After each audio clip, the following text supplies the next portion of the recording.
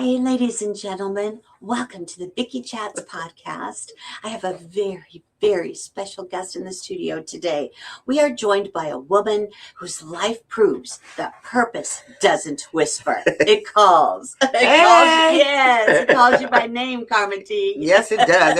It calls me all the time by name. There you even go. in my sleep. I love it. Karmin Teague is the founder and CEO of Cedar Valley Thrift and Outreach Outlet in Waterloo, a place that has become a lifeline for families in crisis. She also serves with Waterloo Community Schools Transportation Department. Yes, my heart. Yes, where she shows up for students with love, consistency, and fierce advocacy. Yes. Karmin didn't choose this work. She lived it. Growing up in the same gaps many kids still fall through, she now stands in those spaces offering hope, stability, and dignity. With nothing but faith and courage, she drained her 401k to launch Cedar Valley Thrift and Outreach, later seeing strangers step in with small Kiva loans that proved community is stronger than circumstance. Yes. At present, her outreach includes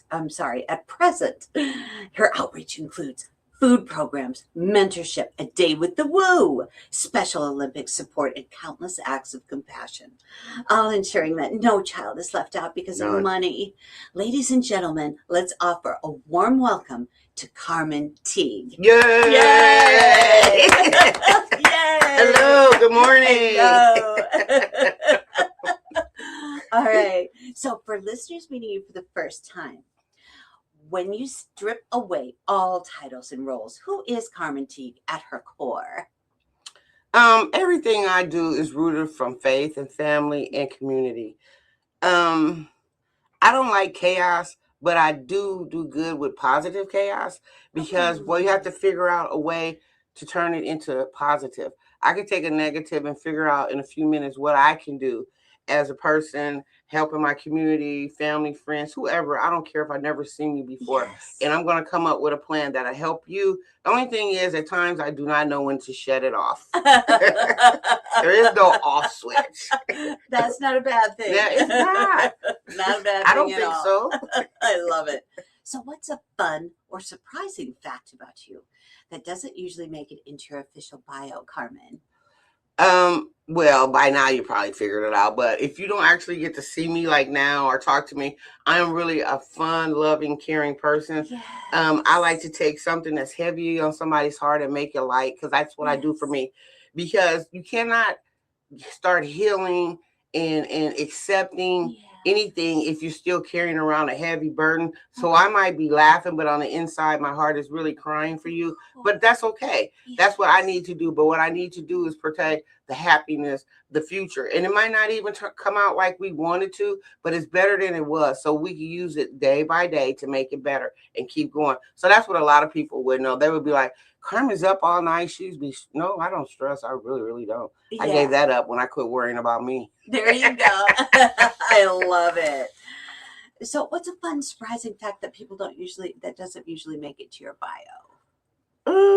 That was pretty much it. Just being how playful I am. I had one of my, his name was Austin. He was one of my supervisors when I worked at Unity Point in Des Moines. And he used to tell me, Karmin, you know what? You just love to love on people.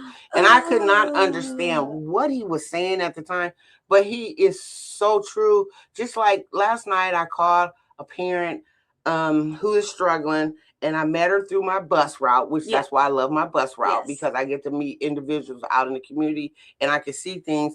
And it was like, do you guys have a Christmas tree? Because somebody donated. They did not have a Christmas tree. They moved here from Las Vegas. So clothes-wise, the little kids, still got summery stuff. I was raised in California, so I seen that. And I know what it's about. It's not that the parent might not be able to afford it, but right now making a move and trying to get winter clothes can be very, very expensive.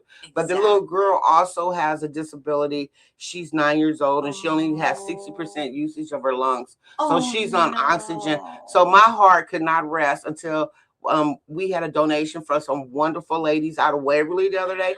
They bought all these little fleecy shirts from Target. They donated like oh God, it was like 80 some shirts, I think it was.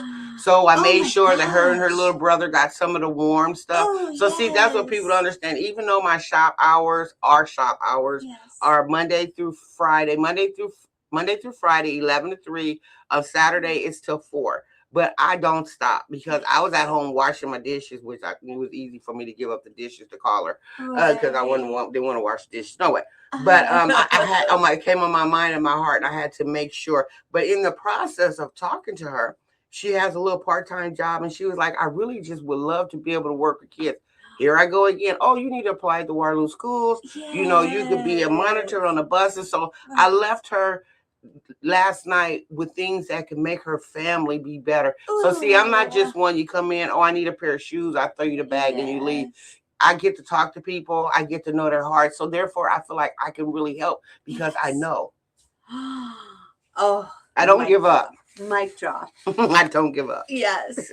So take us all the way back.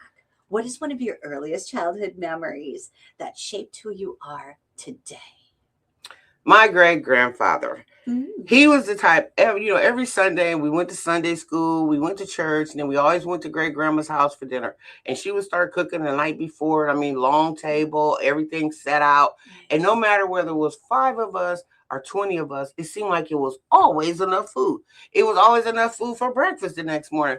But the one thing is, if I brought home a friend, my grandfather wouldn't ask, of course, out of respect, we would introduce him, but he wouldn't be asking no questions about who you are or what. He first thing come out of his mouth is, are you hungry? Fix them a plate. Honey, go on in there because that's how our family showed love. And he knows that once you get to the heart of some things, you sit down and have a meal, you can really bond with people. You can get to know what they really might need to help, and doors open for them, and make sure nobody feels like they're an afterthought.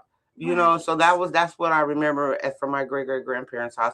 And my favorite verse in the Bible is always where Jesus fed the people with the fish and the bread. I always tell people that because we run into that I promise you, even at our community meals, we never run out. And it ain't because there's not enough people coming in. I'd be shocked. I'd be like, okay, we should have been done with this, but God feeds his people. Yes, God feeds his people. Yes, all the time. I love it all the time. Karmin, what is one of your biggest pet peeves, whether personal or professional? Disrespect. Yes. Especially towards kids, elderly people, or people that are just struggling. The one thing that I enforce, anybody that comes into Cedar Valley Thrift and Outreach Outlet, you are felt welcoming. I mean, people that come in and volunteer, whether you're hired to work there, do not let anybody read on your face disgust, or you don't even feel sorry for them. Them are people that are coming and asking for help, and they should feel like just if they were coming in there and they had $1 million, and that's how they need to be treated at Cedar Valley Thrift and Outreach Outlet. I don't care what it is. I love that so much. So you said you didn't choose this work. This work chose you. What was the moment you realized helping others would become your life's mission? When I became broke. No, I'm just kidding. Because I didn't have no choice but to stick it out. No, it became my life mission when I realized that everything that a lot of the people that I meet and talk to and work with was me. Because see, the one thing about it is, what people also don't understand is, my grandmother, she raised me, but we didn't go without anything. She worked 2 jobs, Waterloo Community Schools. Yay! I come from a schooler. And then she also worked at the Black Hawk County Sheriff's Department. So therefore, we didn't really want, but circumstances in my life led to me to negative behavior. So whether it was purposely, unpurposely, stuff happened. A lot of bad stuff happened, but a lot of good stuff happened too. So I could be a victim and play that role the rest of my life and make up excuses why I want to stay miserable, or I could be a survivor and help other people become survivors, because that's what we are.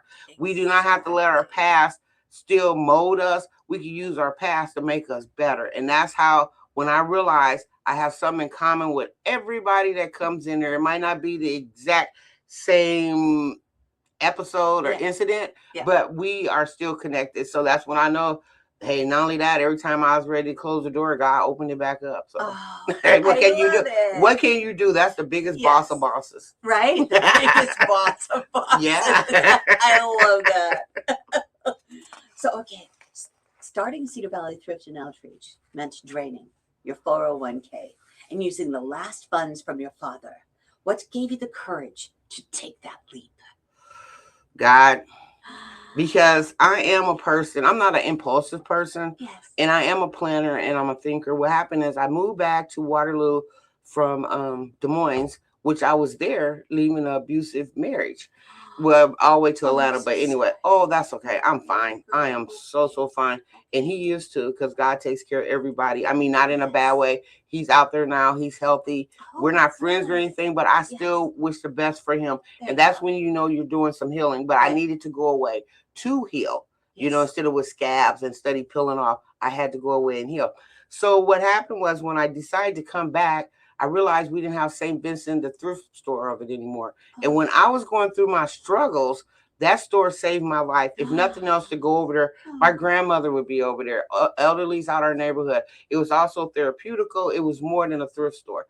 So I went to my good friend, Rashonda Young, and I was like, I want to open it. I know she is so awesome. Oh, hey, boo. Love you. Yes. So I went and told her what I wanted to do. So she gave me a list of things that I needed to do. Well, a week later, I had done it all. So then it was like, find a building. So I had, God blessed us with a building. People always say, this building is too small for you. No, it's not. God put us here. He ain't told me to move. It just goes back to like the fish and the bread. You think it's a little building and it ain't going to be enough, but he makes it more than enough down there for us. Yes. So when I took my 401k and the money that my dad left me, I don't never feel like I'm broke, even though man-made wise, we do be broke because there's been times that I've had to ride that school bus for 12 and 13 hours where I pay the bills at the store, the bills at my house. Sometimes I had to decide. When we first got our first grant, when I went to go get dressed, my water was cut off at home. But you know what? I was happy as a lark. It didn't matter because I knew God would take care of it. He has that little bit of money that I had is nothing compared to all the riches that he's given me, and he continues to give me. So, that's what happened. Oh, it's so beautiful. I love it. So check it out. You were $5,000 short of buying a truck. Mm-hmm. And then strangers stepped in with small Kiva loans. Now, how did that moment change your understanding of community? It changed, not just community, because, they stepped in and they helped us out. We needed that to be able to pick up donations and to deliver stuff or to move things around in the store because people was giving us such abundance that we didn't have enough space. So my garage, thank God, when I moved here, I got a nice garage and it has a closed-in patio. So it's full of donations. So we would needed to travel back and forth. So Rashonda told me about the Kiva loan. So I applied for it. So what it is people all around the world, they donate $20, $25, but there's no interest. But the one thing that hurts my heart, is that we're struggling to be able to pay them back. But I know God is going to help us step in and take care of that because we want to help other people. But so it teaches you a lot of things. Whereas before you could take it and justify, well, we don't have the money right now. So, I'm not going to worry about, I do. I don't worry, but it is on my heart that you need to pay back when somebody steps out and help you. So that is something that we're struggling with. But I also know that God's going to get it done. Yes, God's going to get it done. Mm-hmm. I love it. So you're a key presence in the Waterloo Community School District's Transportation Department. What have the students you serve taught you about resilience and hope? Okay. Yes. My kids, first of all, it's really strange because I started off as working with first students as a bus driver. Gotcha. And I drove kids with special needs into alternative school, Expo. Okay. So then I decided, well, I want to do more. I want to work with these kids.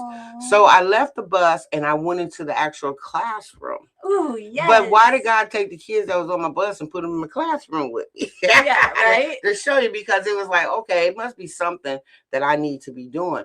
But what God what he was showing me was, because then, sad to say, my same kids were coming in with bad attitudes because the new bus driver was not consistent with being there on time, getting them to school. So that would set them off. And then I would start feeling really bad because I felt like I had abandoned them because they needed me. Because they knew I was going to be there on time. I was going to wait for them. A minute after, because also you need to teach them that it's their responsibility to be on their bus stop on time. Right. But they knew that I cared. It wasn't just being a mean bus driver. I cared. I got to know them. So then when the Waterloo schools decided that they were going to open up their own transportation, start taking back some things, I said, oh God, are you telling me that I need to make sure these kids' day start off right instead of when I get them, they're not able because things have set them off, you know? So I went and I applied, and God, lo and behold, so now I'm back to bringing them same kids that was on my first bus, that was in my classroom. I take them to school. And oh my God, it is so awesome. So I am so thankful for the Waterloo schools, what they're doing, because, you know, I'm like this. Everybody can complain about what needs to be done, what's not being done. Right. But if you're not actually in the mix and in there and can mold some stuff, whereas I thought I needed to be in the classroom, God said I needed to make sure them kids got there each day so that they can have a positive moment in that classroom. Exactly. So that's what they teach me. It ain't always about what we think or how we think it should be done. You got to get down in there and figure out, and God will show you what you need to do. Exactly. And I love them kids. Oh, that's incredibly beautiful. So let's talk about A Day with Woo. Oh my God. Yes. What inspired this program, and what impact have you seen on behavioral and extended core students? So the Iowa Woo Arena football team. Met them by accident last year, to be honest. I came up, I wanted to do a summer program because also with me riding the bus, it's like I see a lot of the kids that fall through the cracks. Okay, we have all these programs out here. They either focus on the real little kids that's in elementary school, or they then skip to the high school kids that pretty much they made up their mind what they're going to do, you know, minor. But that middle school, people want to label them as bad kids, or, you know, they need this, they need extra structure, but who's doing it for them? So when I decided to come up with a summer program last year, I met with Mitch. He is the baseball coach at West High, but he works daytime at the alternative school. Nice. So I met with Mitch, and I was telling him, I was like, you know, I would like a sports program. And sports is just to reel them in, you know, because you got to get kids' interest in some kind of way, or you can't even get to the mentoring or the holding them accountable or reaching goals or any of that stuff. So he was like, yeah. So we were going to do it on Mondays for 5 weeks, a baseball camp. Well, I met the Iowa Woo coach like 2 weeks before we started. And he was like, you know, he has young men there from the age of 18 to like 23, I think is the oldest one. And he was like, we would love to do a football camp. I was like, oh God, see, God, here we go again. I start off with something simple, and you done came up. So Lord and behold, on Mondays we had baseball. On Tuesdays we had football. But the good thing, the Woos, they helped out on Mondays and they helped out on Tuesdays. We were average out with about 15 to 20 kids. Well, yeah, closer towards 15. But then I still consider the Woos to be my kids too, them as my grandkids. Because at 23, you are not grown. But they would come there every day. And those kids, we were supposed to have ages from 8 to 12. We had 5-year-olds that would actually do the physical exercising because they didn't let them come and sit around. And nope, they came there. They would have to run. They would have to go in between the little pads. And when it came to baseball, they had to hit it into the net. They run bases. But the little 5-year-olds were following behind the older kids. So that just let me know that what we're doing is a good thing, because we have a domino effect from the younger generation. So it can go on up. So we had to stop it somewhere. So last year we did it for 5 weeks. Plus, after every event, we do community meals. So anybody in the community, and we ended up with a lot of support coming to watch them. So we fed the kids, we fed the young kids, we fed the young adults, and anybody in the community. And it was awesome. So this year, you know me, we have to step up. So they were like, the Woos were just, and then they would give them a mentor speech afterward. They would, anytime you have those kids, this junior high, honestly, from being around them. And one of the whoever's turn it was to speak that day, he would be like, okay, listen up. 1, 2, 3. And them kids would get quiet. And we'd be studying yelling, be quiet. Listen to us.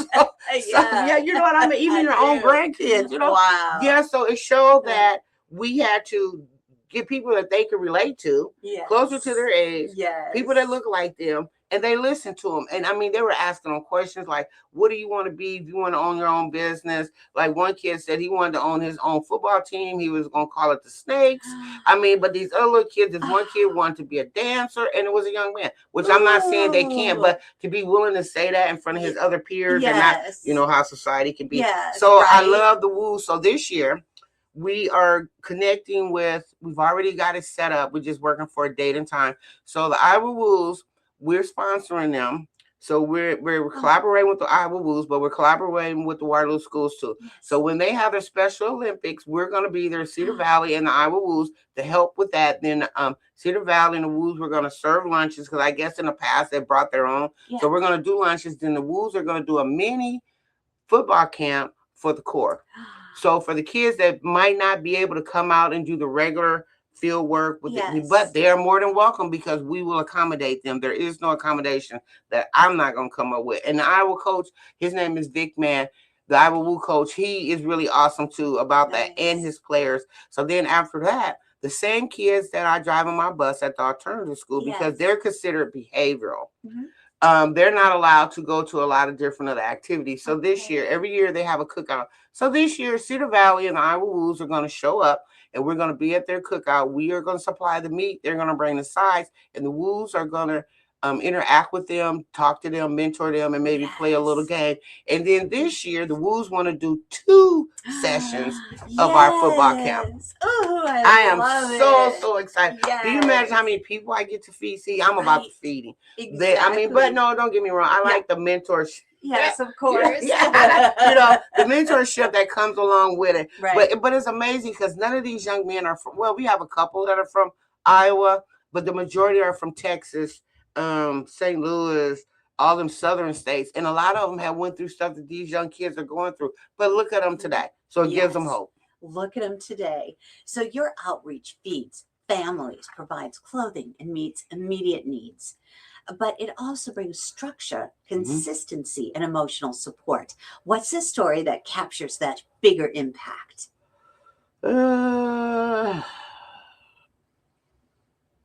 It all does. Yes. Because the impact that we have on the community, it varies so much.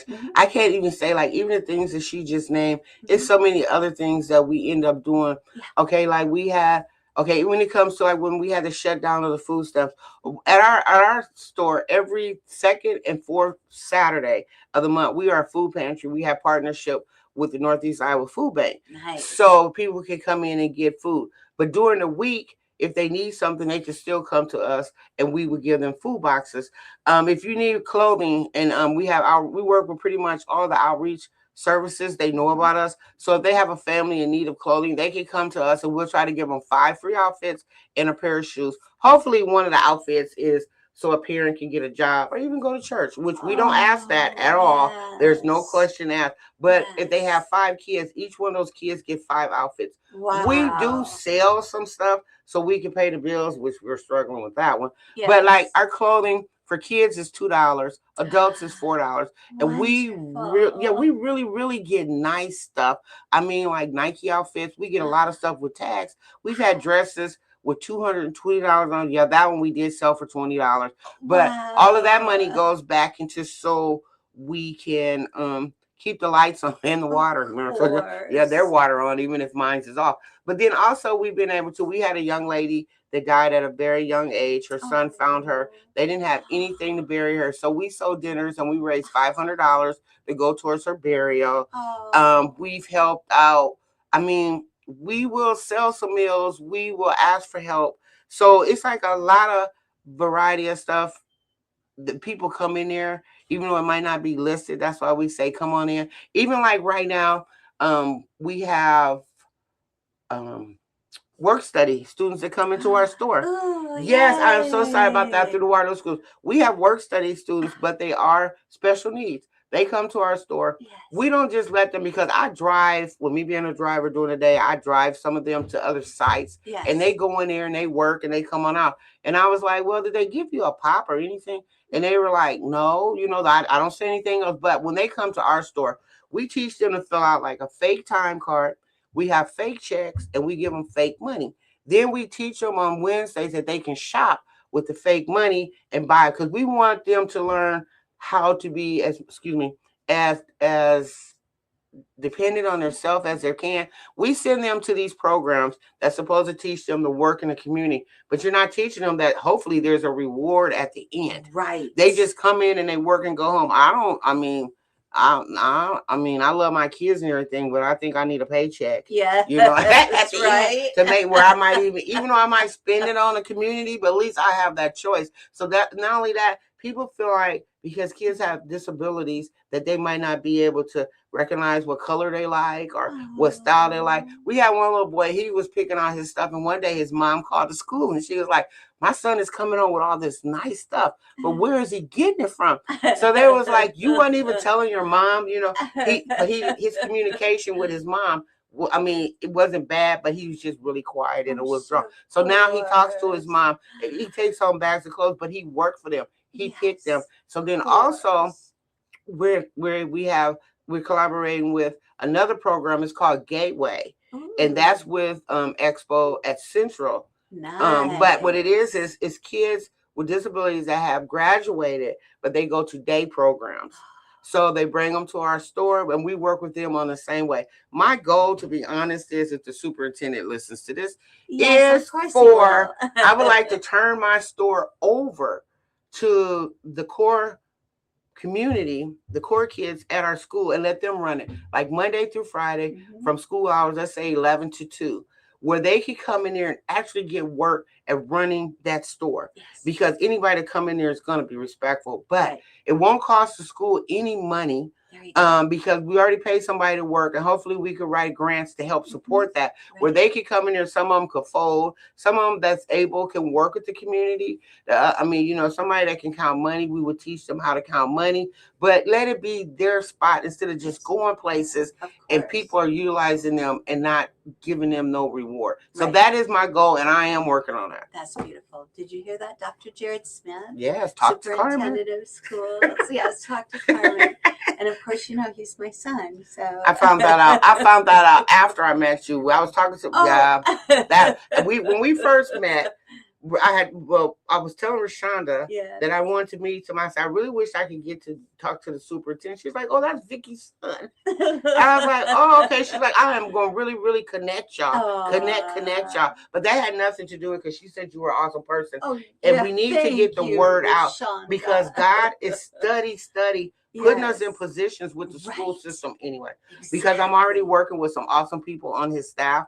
And so we've already got this stuff moving forward. And just like last week, they graduated. Well, they have to switch over. But we had Cedar Valley send pizza to them. I was sick, but another bus driver that works for transportation took her day off where we were supposed to be off on Thursday, and took pizza up there to them. So it's like, we don't stop. The Waterloo schools just open up the door, but we need to treat every individual respectfully and on the same level.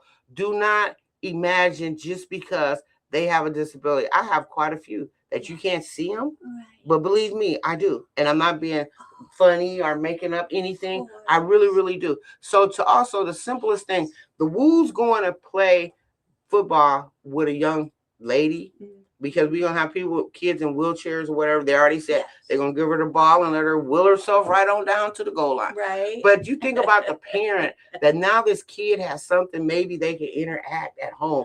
The dad might not know that they were interested in football, or the mom might not know that they were interested in track. But now they can sit at home and watch it on TV and have a conversation. So I am all about bringing that family bonding time back together. Yes. That's why I like my community meals. They're not to sit down, they're to take home.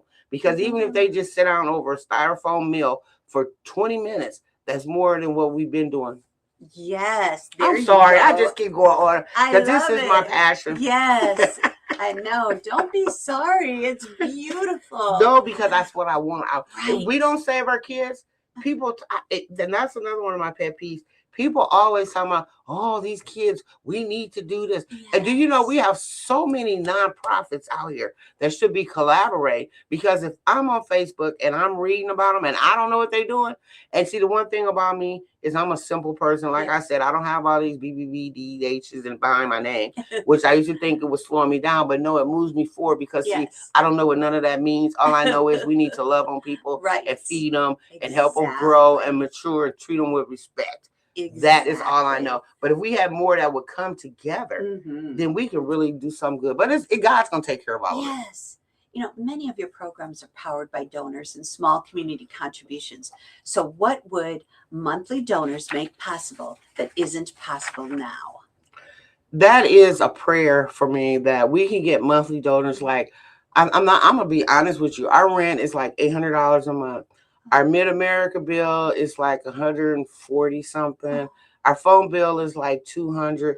If we could get donors that could commit to like once a month, you wouldn't even have to bring money to us. You could just write a check and put rent on there. You could write a check and put Mid-America, and you could mail it to us or however. But that would take the burden off of, do I feed people or do I pay the rent? And I'm going to be honest with you. God has gifted us with a decent landlord, because sometimes I have fed the people and put the rent behind, but he ain't kicked us out, because God ain't told us to go nowhere yet. But I mean, or like, you know, the lady with the funeral. Yep, we made $500 that would have went towards, but we try to do the best that we can do. But a lot of times right now I got to go see my account, because I have the tendency to take my money and put it into our account and to pay for stuff. But I mean, I'm okay with that, because that could be my child, that could be me, that could be my grandma, or that could be anybody. And God always gives it back, because I am going to continue to feed people. We are going to continue to clothe people. We are going to continue to mentor. Yes, we write for grants, and that's a whole nother story I'm going to tell you real quick. Because first of all, part of my disability is with schooling. With spelling, putting sentences together, you know, like all these glamorous stuff. So we paid somebody one time $1,500 to write grants for us. We got 2 grants written, but we didn't get anything.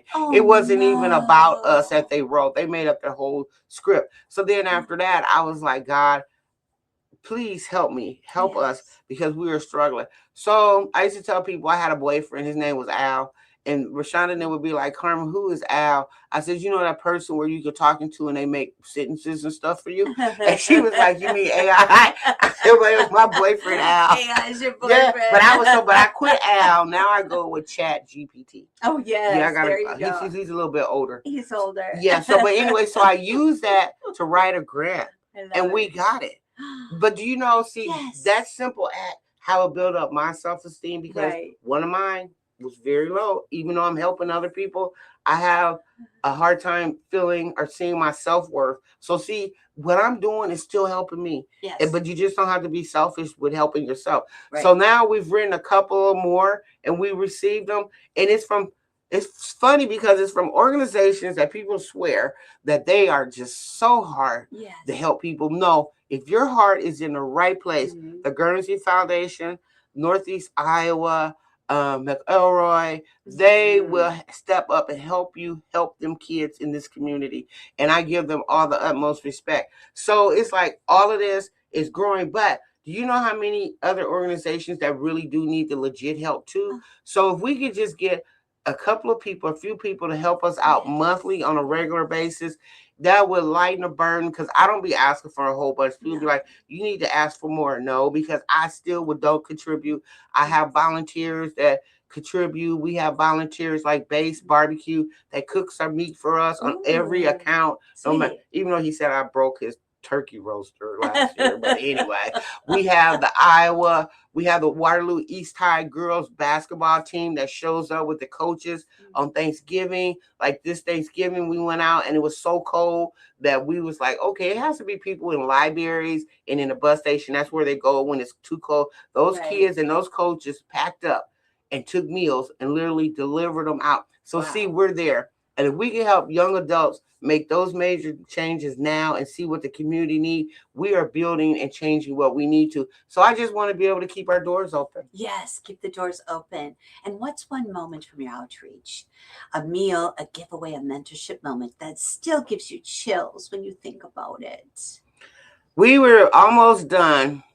We were done doing a community meal. I used this when this was Thanksgiving. We were done doing a community meal. And we were taking, like, we also feed the men's shelter, the Salvation Army, is like 28 of them over there. And so then we had a couple of meals that we were going to take to a family that really, they had food, but we were just going to try to, you know, excuse me, make the day better. This lady comes in with her 2 little girls, and they were like, well, we don't have any more food. Well, we do not use them words right there. I said, if somebody got a meal they were taking home, we need to give it to these. Well, we took a couple of the meals and we gave them to, and that little girl told us, and she did say, thank you for not forgetting us. Yeah. And the other family that we didn't deliver to, they had a meal. I mean, you know, they had a decent meal. They just didn't have what we had, but they had a Thanksgiving meal, because I try to, when we have stuff that we consider leftover, I still try to give it out. I'm not one of them, well, we're going to pack all this up and I ain't got to eat for the next, I ain't got to cook for a whole week, because that's not my food. That's the community's food. Yes. And I make sure they all get it. But to see in the kids' faces are like when they come down and we do our back to school program, and we did it September 6th, I think it was. Everything in the store was $1. But we make it $1 because if I work all year, I want to be able to buy my kids something to go to school. So see, we're not just clothing a kid. We're trying to work on the self-esteem of the parent to feel like they're being a parent and not a failure. And I mean, we do have a high quality of standards for the stuff that's in our store. And we literally had people with garbage bags full of clothes for the kids. But we had, and the kids just smiling and wanting all the cartoon characters, because people show us a lot of love when it comes to donations. And don't get me wrong, I don't give out anything with a rip, a tear, or a stain. Not saying that we're better than, but just because you have to come to a thrift store and get help doesn't mean that you have to take junk. Yes. It's kind of like somebody give you some day old bread because we're giving it to you. Don't do that, because that's another pet peeve of mine.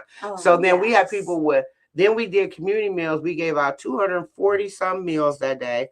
And then before that, we had pre-ordered tennis shoes for little kids that was coming. They came in, they had pictures of like the princesses and the unicorn, and the little boys had dinosaurs. So we had pre-ordered. So we gave out 47 pair of free tennis shoes. That's what we about. That's what I want us to continue to be about. Yes. And if I have to work that bus 12 or 13 hours a day, we will continue. But God has a plan. Us being here today is a plan.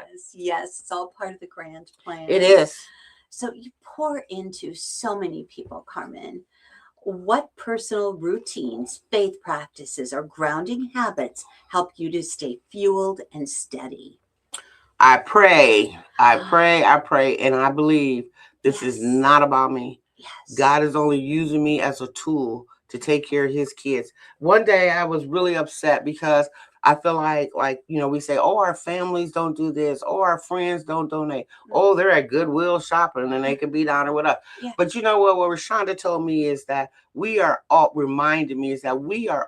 family. Yes. We are all God's children. We have to come here some type of way through appearance, which you say you have the blood, but at the end of the day, you have the blood of Jesus Christ in you. Yes. God is our Father. So everybody's your family. So no matter where the help comes from, it is family. Amen. Mm-hmm. So how many listeners and viewers find you on social media and the web, Karmin? Oh my goodness, quite a lot. and you know, and it's okay. But the thing about it is we have a store phone, but I still put my number, because the lady that works at the store, God has blessed us with a very, very good person down there. Mm-hmm. And a lot of stuff come up that she's not able to, because she hasn't been down there that long. Well, yes. She has, but her heart, you think I give away the store. She would be and gave away the building and everything because she has a good heart. But then it's like, I still need to be in contact to know what is growing, what the growing need is in our area. Right. Because see, where we live on the northeast side, we don't have a grocery store. So we still don't have a grocery store. So people are taking their food stamps, their little money. You're shopping at the Quick Store, you're shopping at the Family Dollar, or unless they can get a ride to like the Walmart. And we do offer, if someone calls down there like an elderly or disabled or can't get to the store, we will try to make arrangements for somebody to take you to the store. Now the lady that works down there, she would take everybody to the store. So I have to like cut her off sometimes and keep track of what she's doing. But that's my only way of still knowing what I need to know physically, what's going on in the store, what's going on in the community, or what the need is. Because, you know, even like right now, we don't know if we're going to have another shutdown or not. So what we need to do is stock up on our food pantry more than we already have. What I try to do is I get all vegetables fresh as they come in, and we have meats, because I try to put together a meal. Because what people don't understand is you could get some ground turkey. You can make turkey sandwiches one day. You can put it with some noodles, with some Roman noodles. That's a whole nother meal. You can take the Roman noodles, add some cream and chicken soup in there. That's a whole nother meal. And this is stuff that I eat. So it ain't where I'm just coming up with a cheap diet. I like all of that stuff, you know. So when we do purchase our stuff, and we explain to our clientele that you can take this meat right here and you can do this, and this with it, or even just vegetables by themselves, because they're healthy for you. So we try to, that's how we don't just take anything, just go in there. Everything that we buy is a purpose and it's a meaning behind a recipe or something. Or you can tell, you know, you get in there and I talk to everybody that comes in. And what's your address? 1109 East 4th Street, Waterloo, Iowa. We are right across the street from the railroad tracks offices. If you're coming from the KWWL area, when you get the Speller's Hardware, we're right across from them. If you cross the tracks, then you went too far. Okay, got you. And on the web, what's your website? That's that one. See, go on Facebook. Facebook is the way to get you. Yeah, Facebook. Okay. But you can use my Facebook, or because they're connected. If you know me as Karmin, Karmin, Teague, Teague, and it's open. Or you can also go to Cedar Valley Thrift and Outreach Outlet. Okay. Because I post on both. Oh, perfect. So any closing thoughts, Karmin? No, I want to wish everybody a happy Christmas, Merry, you see I said that backwards, New Year. Because that's what I want you, but I would love for us to get back to what those meaning. What is Christmas about? You know, don't stress yourself out about what you couldn't purchase for your kids, because you know what? They're only going to love one or two things. And it's the simplest things. This would be a color and a coloring book. But remember that regardless, God is the reason, Jesus Christ's birthday. And we remember that and believe in him, and the rest will come out. And if you ever need any help, you can call me. People say, what's your hours? I get phone calls on Sundays, Saturdays, Mondays. It don't matter. Call, and if I don't know where it is, believe me, I will get on there and find it for you. I love that so much. Thank you, Karmin. Thank you. It's been such a pleasure to have you in the studio. Oh, I can breathe now. I couldn't sleep last night. It all worked out. You can breathe. Deep breath. Let it out. Ooh, There you go. Now I'm going back to it. I got stuff to do today. Yes, there you go. Ladies and gentlemen, it's been a pleasure and an honor to have Karmin with us. Make sure you contribute. Become a monthly donor. Please. Yes, please do. Vicki St. James and Karmin Teague, thank you so much. Have a wonderful Christmas. Yeah, happy holidays.